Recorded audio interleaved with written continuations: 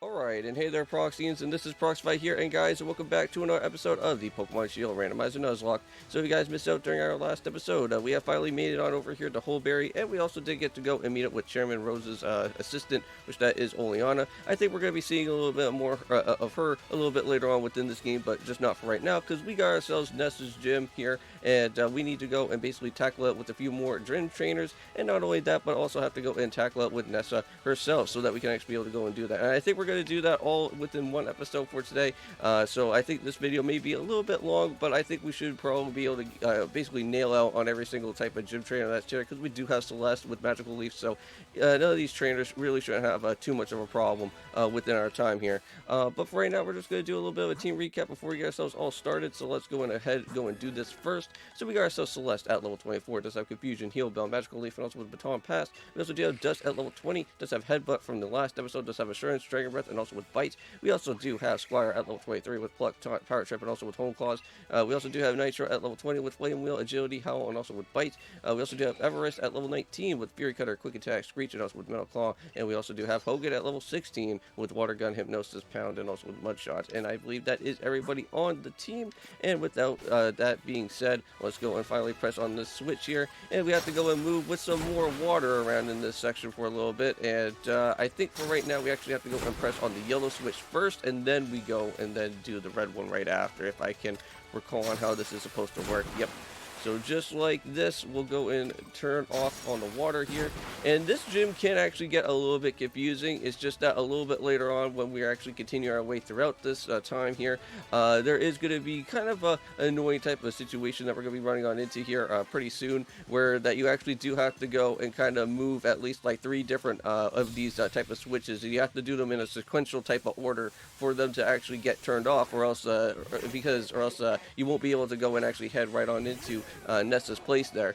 But we got ourselves a Krabby, and that's not going to be too entirely bad, because we got ourselves Magical Leaf, and this should be a done deal and knock out the Krabby in no time. So there we go. So very nice. So Krabby is down and out. And I did go and check out a little bit on Nessa's team, and she actually does have a level 24 Dreadnought, which I don't think we really should be all that too worried about it, because since we are kind of like already around with the same as that type of level, exactly where her main staple type of Pokemon is going to be at. So everything should be fine at that point. We're going to go and set up for another Magical Leaf, and this Corphish is down and out, and that is perfect.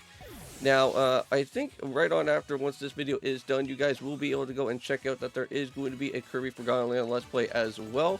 I know that during the past 2 videos so far, we have been doing a brand new series on the channel, which that is a reboot of the Wind Waker Let's Play that I did before in the past, but this time around, we're actually going and doing, instead, the Wind Waker HD Remastered, and we're going to be trying out that one, and it has been pretty fun so far within the first 2 episodes, and I can't wait to go and jump into episode 3, where we actually do get to go and make our way throughout the Forsaken Fortress, and hopefully to rescue out on Arrow that is going to be there.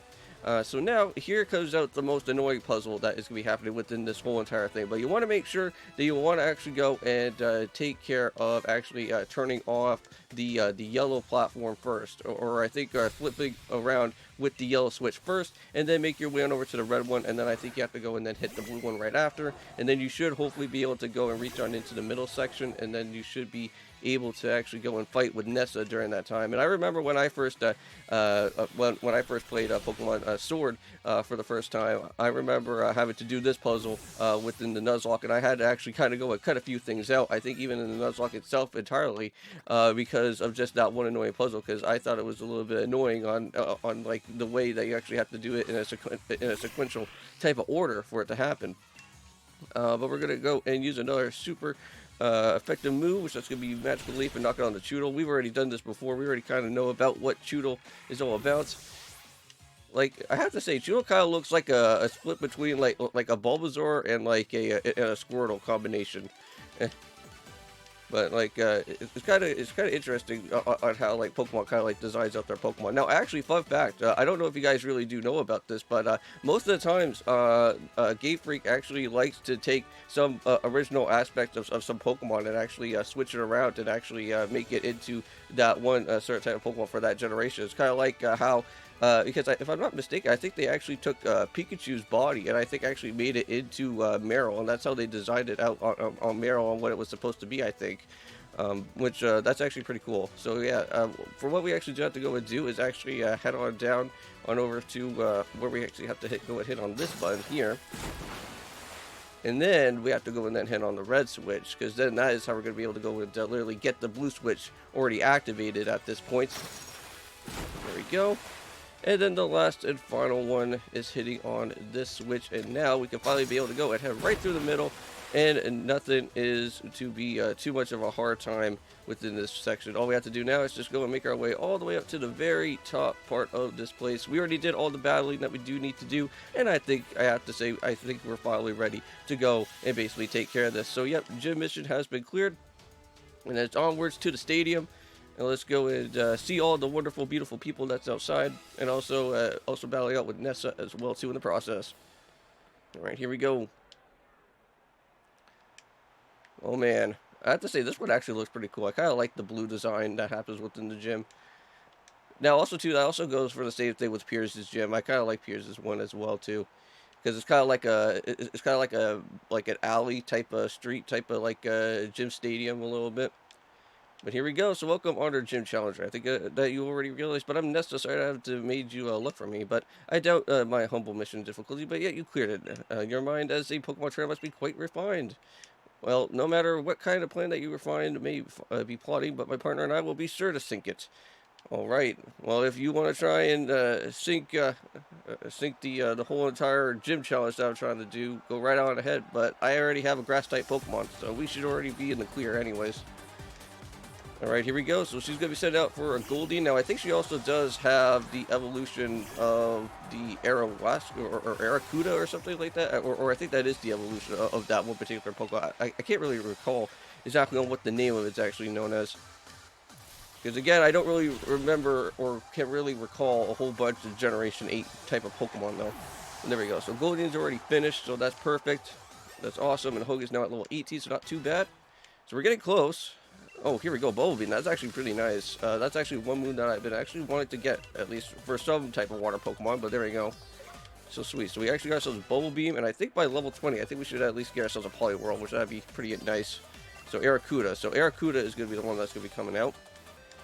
And I think this could actually be the evolution. Well, actually, no. That's the pre-form, right? So I can't really recall on what the actual evolution of that Aracuda is going to be like. And there we go. We're going to knock out on the Aracuda. And it's already a done deal as well, too. So it seems like Magical Leap is doing the job pretty well. Alright, so not too bad. Squire's now at level 24, so that's pretty good. So Squire and Celeste are kind of working around at the same exact type of way there.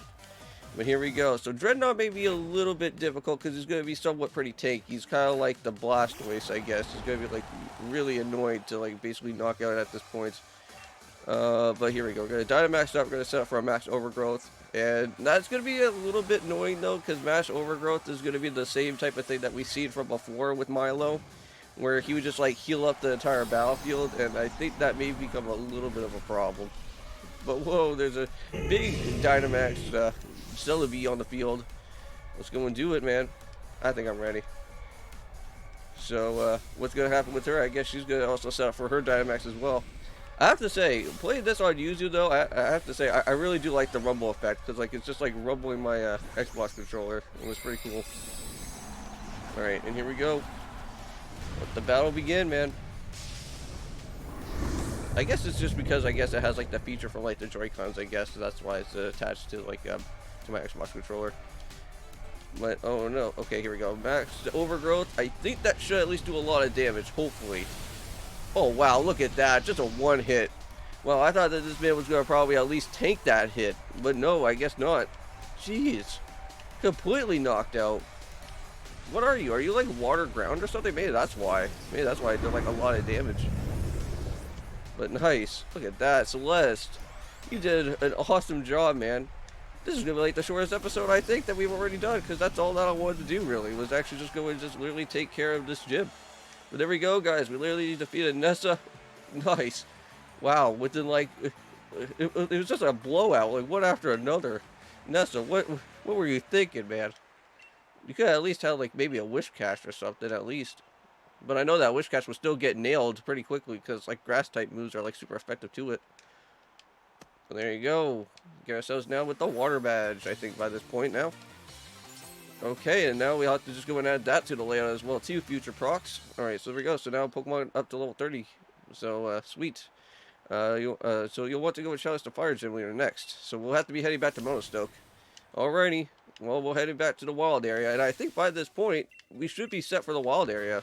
Because I did say that I wasn't going to go and run into the wild area just yet, because of the way of how our team is going to be, and also too with the with also as well with Silverhawk also kind of letting me know that the Pokemon levels in there is going to be not all that too it's not going to be all that too good. So we kind of have to make sure that our team is like somewhat around at least around maybe level 30 at least to get around. So I think probably after once we're done with Kaboo, I think we should probably go and then kind of do a little bit of some exploring around within the wild area, because we should at least be level 30 around that point, and then we could actually go and start grabbing out on some randomized Pokemon from there, because I wouldn't mind finding a Pikachu, because I know that we found those Pokemon a little bit around here, and I think also with the Sandile too, which that would be really cool and actually pretty neat about that.